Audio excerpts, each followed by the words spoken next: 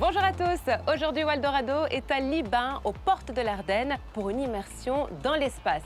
Je suis à l'Eurospace Center, le seul parc à thème dédié au domaine du spatial en Europe.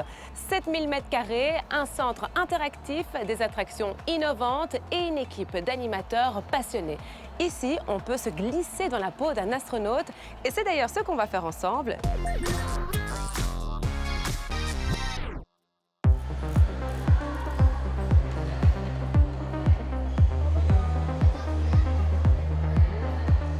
Bonjour Karim. Bonjour Laura, bienvenue à l'Eurospace Center. Merci beaucoup, je suis super contente de redécouvrir l'Eurospace Center. Mais avant toute chose, est-ce que tu peux nous le présenter quand même? Oui, bien sûr. L'Eurospace Center, nous sommes en fait un parc à thème éducatif sur le domaine du spatial. L'idée, c'est de pouvoir permettre à tout visiteur, quel qu'il soit, enfant, adulte, de découvrir le monde de l'espace. L'idée, c'est de faire de l'éducatif tout en favorisant le côté simulateur, immersif. Et donc, on va avoir des simulateurs, comme on voit ici juste derrière nous, de marche lunaire, où en fait, les visiteurs vont marcher sur la Lune. En tout cas, ils vont avoir le sentiment, on va recréer le phénomène de la gravité sur la Lune, où on sera 6 fois plus léger que sur Terre. C'est fou, moi j'aimerais bien tester en tout cas. On verra si j'ai l'occasion plus tard. Avec grand plaisir en tout cas. Alors quel est l'objectif finalement du centre?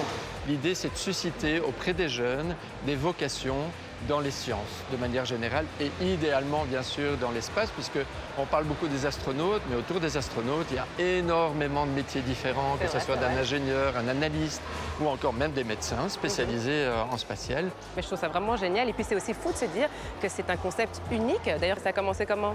Alors ça a commencé il y a 35 ans, cette année-ci en fait nos 35 ans. On était un petit musée à la base, puis on est devenu, à travers des décisions qui ont été prises, notamment de s'associer à la NASA tout au début, on a développé vraiment toute une pédagogie adaptée aux besoins qui étaient les nôtres, en lien aussi avec les parcours scolaires des jeunes. Et au niveau du financement, comment ça se passe? Vos revenus, ils viennent d'où? Alors les revenus, ils viennent à la fois des visiteurs, nous avons des écoles qui viennent également, et des entreprises. Donc voilà, c'est ce qui nous permet justement de vivre. Et nous avons aussi le bénéfice d'un soutien de la région wallonne, justement dans le cadre de la promotion des sciences, des STEM, ce qu'on appelle les STEM, et donc ils nous subventionnent à hauteur d'une dizaine de pourcents. Est-ce que tu aurais d'autres chiffres à nous donner? Oui, bien évidemment. L'Eurospace Center, c'est 500 à 600 visiteurs par jour, comme maintenant. C'est une infrastructure de plus de 7000 m². Nous avons aussi des chambres. On a 24 chambres dédiées à nos jeunes spationautes. Et puis, nous avons aussi, au quotidien, plus de 36 nationalités qui viennent d'un petit peu partout. Donc voilà, c'est ce qui fait l'Eurospace Center au quotidien. Oui.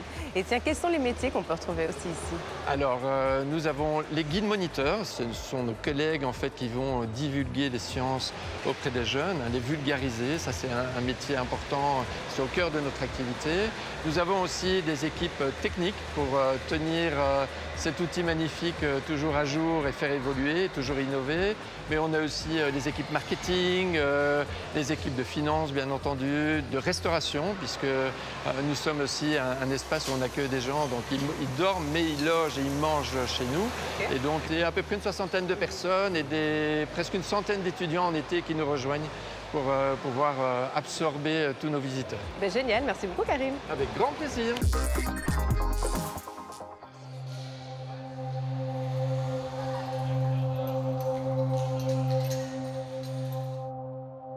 Hello, bonjour Coralie. Bonjour Laura, comment vas-tu? Très bien, je suis trop contente d'être là parce que je rêve d'essayer ça. C'est vrai, ça tombe bien parce qu'on est là pour que tu l'essayes.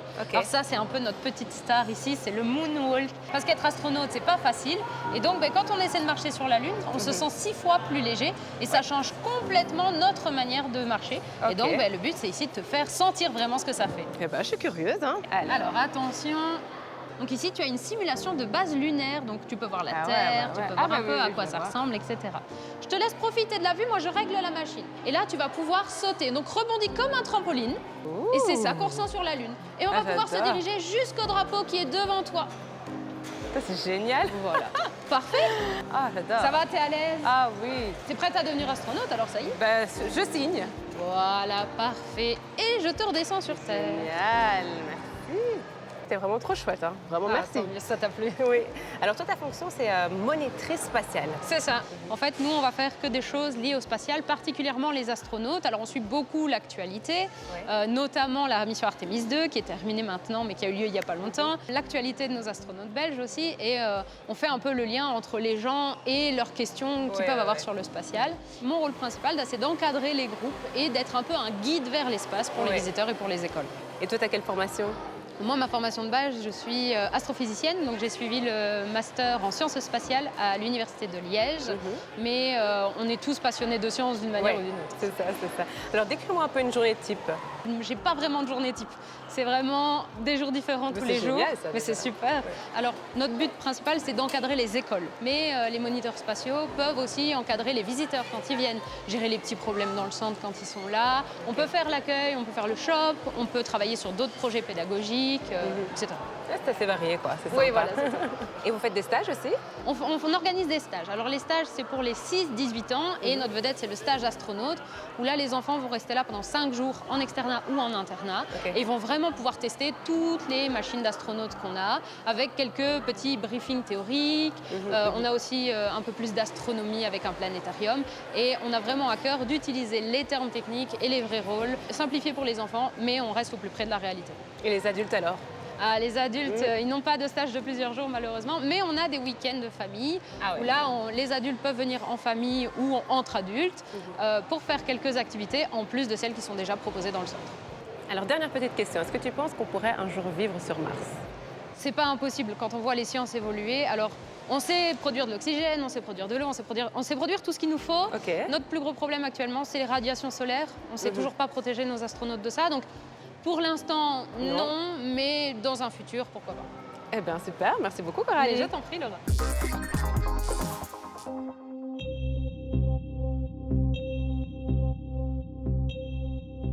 Coralie, on se retrouve et wow, c'est super impressionnant. Qu'est-ce que c'est?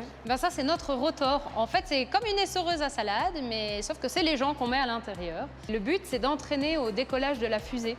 Quand la fusée décolle, elle doit atteindre les 28 000 km/h en 10 minutes. Donc, c'est une accélération de 2,7 G. Donc, quelqu'un qui fait 100 kg ressent comme s'il en faisait 270. Le corps n'aime pas ça, donc il faut l'entraîner. Et nous, on le fait là-dedans. Purée, je vais d'office tester. Hein. On vide bien les poches et on y va, c'est parti. C'est nickel. Vas-y. N'essayez pas de grimper le mur ou de tourner sur vous-même parce que le sol va descendre d'environ 1 mètre, 1,50 m. Bon voyage! Attention pour le départ! 3, 2, Rassurant aussi. 1.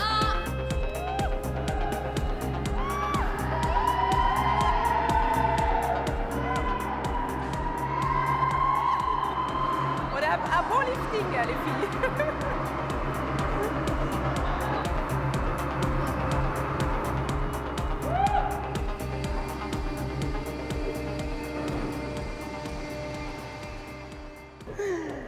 C'était bien, hein? Ça va? Tout le monde a survécu? Ouais. Parfait, allez-y. Trop bien.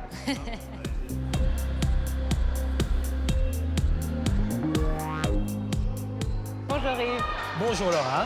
Alors Yves, tu es directeur technique ici à l'Eurospace Center. En quoi consiste ton rôle exactement? Première chose, c'est la sécurité pour les visiteurs, le bon fonctionnement de toutes les attractions et être au service des différents départements. Donc on a des procédures, on a des contrôles à effectuer, hebdomadaires, journaliers, et alors en profondeur une fois par mois pour certaines ou une fois par semaine pour d'autres. Et tout ce qui est hauteur, eh bien là, tous les 3 mois, il y a un organisme qui vient contrôler le bon fonctionnement et la sécurité pour nos visiteurs. Mais si je ne me trompe pas, ton rôle il va au-delà de la maintenance. Hein? Oui, je m'occupe aussi des projets. J'ai un esprit qui bouillonne beaucoup et dont je viens avec beaucoup d'idées, je vais dire. Et qu'est-ce qui te motive au quotidien? Alors moi, j'ai 3 choses qui sont hyper importantes pour moi. 1, c'est la santé. 2, c'est le plaisir de travailler. Et 3, d'apprendre. Et tant que j'aurai ces 3-là, je continuerai. Magnifique, on a beaucoup à apprendre de toi en tout cas. Merci Laura. Merci beaucoup Yves.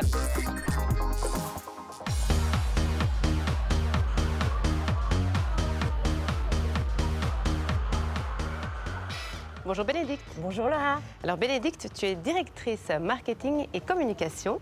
Alors dis-nous tout, comment est-ce qu'on fait pour innover dans un secteur comme le vôtre? Alors, il faut savoir que dans le tourisme, les visiteurs se lassent très vite. Donc on doit sans cesse innover. Ça passe par exemple par l'organisation d'événements spéciaux comme des week-ends thématiques où on va proposer des activités supplémentaires. Et on organise également des nocturnes qui rencontrent beaucoup de succès. Donc les féeries nocturnes qui ont lieu pendant les vacances de Toussaint et les vacances de Noël. On a aussi la Nuit des Étoiles qu'on organise en août. Et puis j'imagine aussi qu'il faut se renouveler au niveau des installations. Tout à fait. Donc là, on se renouvelle avec les simulateurs. C'est vraiment notre marque de fabrique. Et on essaye à chaque fois de proposer des nouveaux simulateurs où l'idée, c'est d'apprendre en s'amusant. Et est-ce qu'on peut s'attendre à des nouveautés?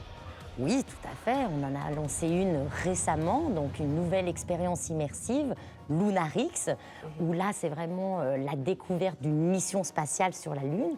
Et on va en avoir une nouvelle en été. Donc là, c'est vraiment une exclusivité que je vous donne pour Waldorado. Super. Où là, ce sera vraiment une expérience virtuelle où on va s'installer dans un cockpit, on va prendre les commandes du cockpit et on va pouvoir explorer Mars et en apprendre plus sur le paysage martien. Oh là là, eh ben.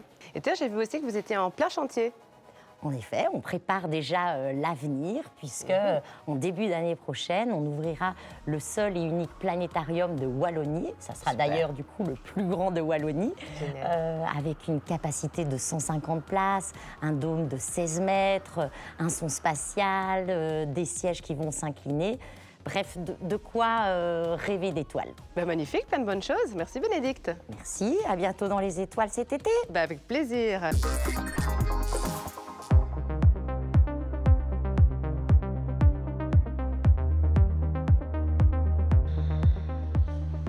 Karim, on se retrouve pour parler de l'avenir. Comment tu vois les choses évoluer? Mais notre secteur, qui est celui du tourisme et de l'éducation, il évolue au quotidien. Et c'est vrai que moi, quand je discute avec des visiteurs, ils apprécient énormément de venir ici, dans les terres des Ardennes, de cette belle région. Ils nous disent souvent que la chaleur humaine est omniprésente. C'est vrai. Et on développe aussi, grâce à tous ces touristes qui viennent d'un petit peu partout, une forme d'écosystème, moi je trouve. C'est que les gens qui viennent chez nous, ils vont aussi au restaurant du coin, ils logent dans les hôtels du coin. Et donc on arrive à créer une dynamique avec tous les différents acteurs qui est très positif en fait. Et est-ce que la question du spatial attire toujours autant? Ah, ça, c'est incroyable. Moi, je suis ébahi au quotidien. En fait, on voit un intérêt grandissant des jeunes. On a eu beaucoup de retours presse à ce sujet. On a eu beaucoup de public qui sont venus nous poser des questions par rapport justement à cette fameuse mission Artemis. Je crois qu'on est au début d'une nouvelle ère.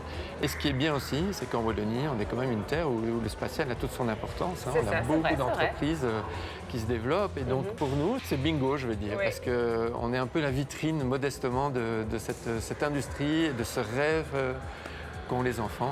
Donc, c'est fabuleux. Oui, c'est génial.